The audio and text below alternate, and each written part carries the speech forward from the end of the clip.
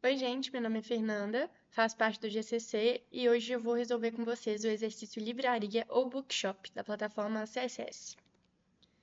Bom, nos conteúdos do vídeo, então, a gente vai ver o enunciado da questão e o que o exercício pede e espera que a gente faça, a estrutura da função max e da função min, que foi a função usada na resolução do exercício, o modelo de solução, que é o raciocínio pensado, e o algoritmo, que é o código em si.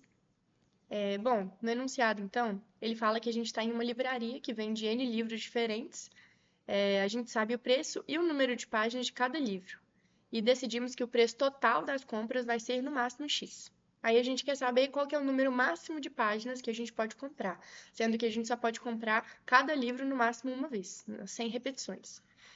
A primeira linha da entrada, então, vão conter os inteiros NX, que é o número de livros, e o preço máximo total. E a próxima linha vai ter N inteiros com o preço de cada livro e a outra linha N inteiros com o número de páginas de cada livro. E a saída vai ser o número máximo de páginas que a gente consegue comprar, que é o esperado pelo exercício. Nas restrições, então, fala que o N vai de 1 até 1000, o X, que é o preço máximo, pode ir de 1 até 10 elevado a 5, e o HI, que é o preço de cada livro, e o SI, que é o número de páginas de cada livro, pode ir de 1 até 1000. Esse exemplo, então, que o exercício tem de entrada e de saída, fala que a entrada ele dá como 4, que seria o número de livros, e 10, que vai ser o preço total máximo da compra. E aí depois, essas outras duas últimas linhas da entrada são, respectivamente, o preço dos livros e o número de páginas dos livros. Então, o preço do primeiro livro é 4 e o número de páginas do primeiro livro é 5. O preço do segundo livro é 8 e o número de páginas desse livro, 12. E assim consecutivamente. Nesse caso, então, como o nosso preço máximo é 10, é, a gente vê aí que o segundo livro tem um preço maior, tem um número de páginas maior, né? Que no caso é 12. Só que, se a gente só pega esse livro, a gente consegue número máximo de 12 páginas e não conseguimos comprar mais nenhum livro, porque ele custa R$ 8 e o número máximo que a gente pode gastar é 10.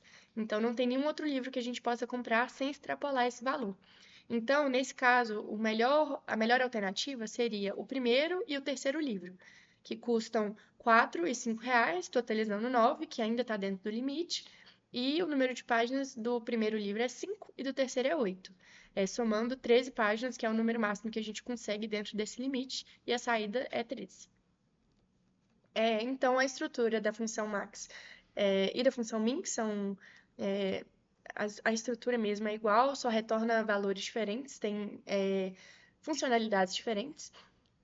Basicamente, o intuito de usar elas é quando a gente quer encontrar o maior, no caso da função max, ou menor, no caso da função min, elemento entre dois ou mais elementos que a gente está comparando.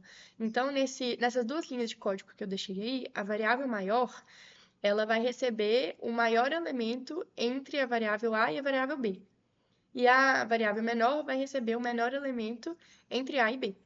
E essa função é muito utilizada em problemas envolvendo programação dinâmica, que é o caso do exercício que a gente está resolvendo hoje. O modelo de solução, então, a gente tem que é solicitado o maior número possível de páginas, contando que esteja dentro do limite máximo do valor estabelecido e contando que a gente só escolha o livro uma vez, sem repetir esse livro mais de uma vez. Então, pensando assim, o raciocínio foi sempre comparando. A programação dinâmica, a gente sempre compara e vai guardando os valores para não ter que ficar percorrendo uma coisa durante muito e muito tempo e durante várias alternativas. Então, o raciocínio foi ir testando as quantidades de página com base no limite de valor e nas opções disponíveis. Então, a gente sempre compara entre o que a gente já está gastando dentro desse orçamento e o que a gente vai gastar o peso, né, no caso que seria nessa questão, a quantidade de páginas que a gente vai ter comprando esse livro. Então, a gente sempre tem essa comparação para ver qual opção é melhor e para a gente sempre maximizar a decisão. Essa primeira parte do código ela é mais simples, a gente só lê o número de livros e o preço máximo, que no caso é o N e o X, que está no enunciado. Depois tem esse primeiro for, que a gente percorre por todos os livros, vai de i igual a 0 até número de livros menos 1, então passa pela quantidade total de livros. Eu declarei uma variável aleatória chamada x, e coloquei ela no vetor preço livros. Eu podia ter usado um vetor de par também, né? Eu colocava em uma mesma posição o preço do livro e outra mesma posição a página do livro, mas eu achei que seria mais fácil fazer dois vetores separados e fiz dessa forma. Então, nesse primeiro for, a gente pega o preço de todos os livros e coloca eles no vetor separado. E o segundo for, a gente pega a página dos livros e coloca também em um vetor separado. Esse pushback significa que está colocando o elemento que a gente quer no final do vetor. Essa segunda parte é basicamente o resto do código inteiro, que é a cabeça do código, assim, tem o raciocínio basicamente todo.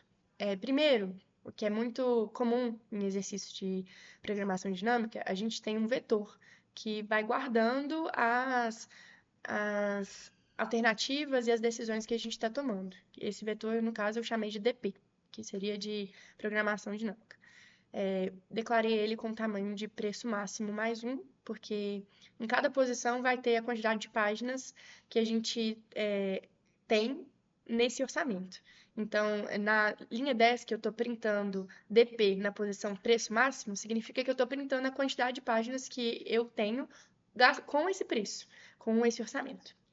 Coloquei no comentário na segunda linha que a gente tem que maximizar a quantidade de páginas, contando que seja menor ou igual ao preço máximo. Então, a gente tem que lidar com essa restrição e também com o fato que só podemos contar que vamos comprar o livro apenas uma vez. A gente não pode comprar o mesmo livro mais de uma vez. Aí depois, na linha 3 do for, a gente vai percorrer por cada livro, vai de i igual a 0 até o número de livros menos 1. E o for na linha 4 vai percorrer ao contrário, de preço máximo até o preço do livro atual, justamente para evitar que tenha um conflito e que cause uma repetição na compra de algum livro, que no caso seria se a gente colocasse esse segundo for para percorrer sem ser ao contrário, né, para percorrer de forma realmente crescente, digamos assim, ele lidaria com repetições, compraria um livro mais de uma vez. Então, a gente coloca ele para percorrer de forma contrária. Aí, na quinta linha, é basicamente onde a gente lida com a função max, que eu expliquei anteriormente, e onde tem essa comparação. Então, o DPJ, que são as páginas que a gente consegue comprar dentro do orçamento J, vai receber o máximo entre o número de páginas sem comprar o livro atual, que no caso é o DPJ no orçamento normal, e o número de páginas comprando o livro, que a gente diminui na posição aí o preço do livro atual, né, que a gente no caso está comprando ele, e aumenta as páginas do livro, que é o que a gente quer saber para comparar e o que vale mais a pena. Então, sempre vai ter esse tipo de comparação. E no final, a gente vai printar DP na posição do preço máximo, justamente para pegar quantas páginas que a gente consegue comprar no orçamento do preço máximo. Então, tendo essas comparações sempre, a gente consegue ter noção sempre do que vale mais a pena. Não comprar o livro, nesse orçamento que a gente tem, é melhor comprar o livro ou não comprar. Então, sempre consegue comparar e ver o que vale mais a pena. Aí tá o link do problema. Eu vou mostrar agora na plataforma CSS submetendo o problema. A gente vem aqui nessa parte de submit, escolhemos o arquivo, linguagem do arquivo que você tá, do código que você fez. No meu, no caso, é book.cpp, né, de C++, e a gente submete. Aí aqui ele passa por todos os casos de teste, e se der errado em algum, ele mostra qual caso de teste ele deu errado aqui embaixo. E é basicamente isso.